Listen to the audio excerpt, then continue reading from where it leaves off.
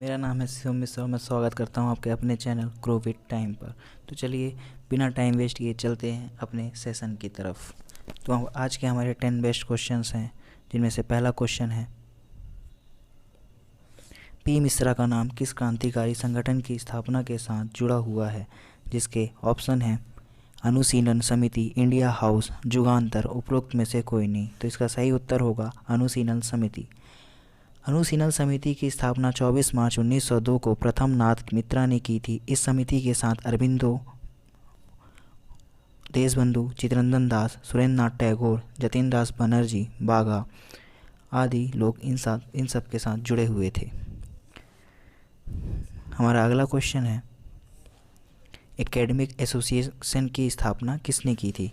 जिसके ऑप्शन है Henry Vivian Derozio, दूसरा है मधुसूदन दत्ता, तीसरा है मदन मोहन ताराकलंकर और चौथा है सुरेंद्रनाथ टैगोर।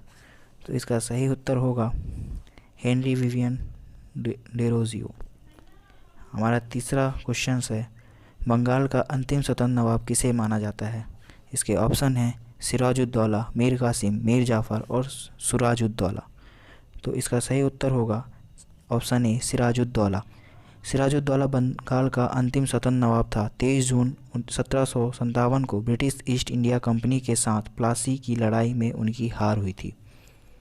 हमारा अगला क्वेश्चन है, स्वतंत्रता से पहले भारत के किस राज्य में प्राथमिक शिक्षा अनिवार्य थी? जिसके ऑप्शन हैं बड़ौदा, आर्काट, कुर्ग और हैदराबाद। तो इसका सही उत्तर होगा बड़ौदा। बड़ौदा रियासत में 1906 में प्राथमिक शिक्षा को अनिवार्य बनाने के लिए कानून व्यवस्था पारित की गई थी। इस 7 से 12 वर्ष के बच्चों के लिए प्राथमिक शिक्षा को अनिवार्य किया गया था।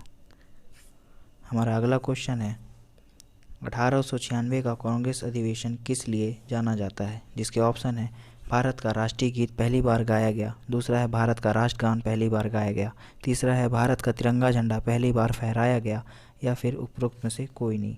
तो इसका सही उत्तर होगा भारत का राष्ट्रीय गीत पहली बार गाया गया। वंदे मातरम की रचना बंकिम चंद्र चटर्जी ने मूल रूप से संस्कृत में की थी। वंदे मातरम उनके उपन्यास आनंद मठ से लिया गया है। यह उपन्यास 1882 में प्रकाशित हुआ था। हमारा अगला क्वेश्चन है, भारत के राष्ट्रगान का शीर्षक क्या था? इसका ऑप्शन है जन गण मन, दूसरा है भारत भाग्य, तीसरा है भारत भाग्य विधाता और चौथा है भारत विधाता। तो इसका सही उत्तर है ऑप्शन डी भारत विधाता।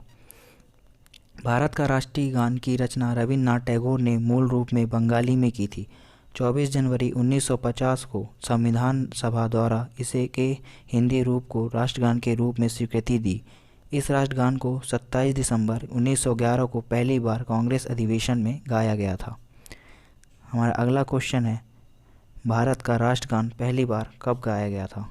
इसके ऑप्शन हैं 1911 में कलकत्ता, दूसरा है 1912 लखनऊ, तीसरा है 1913 दिल्ली और चौथा है 1914 बॉम्बे।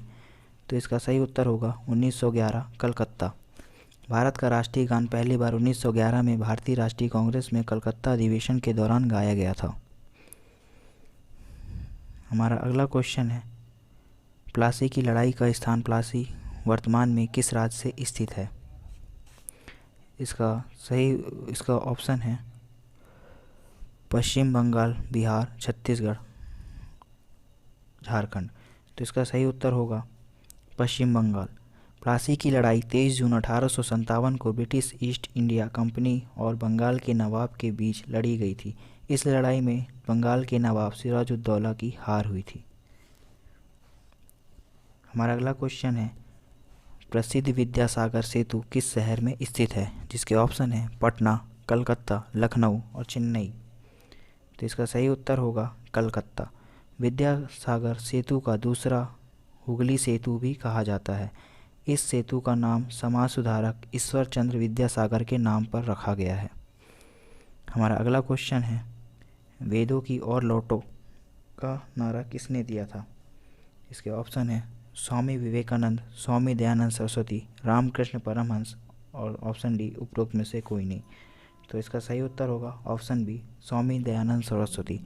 स्वामी दयानंद सरस्वती ने 1857 में आर्य समाज की स्थापना की थी। वे संस्कृत और वेदों के प्रकांड विद्वान थे। भारत में वेदों की छपाई उनके संरक्षण में पहली बार शुरू हुई। सत्यार्थ प्रकाश उनकी सबसे महत्वपूर्ण कृतियों में से एक थी। थैंक यू दोस्तों।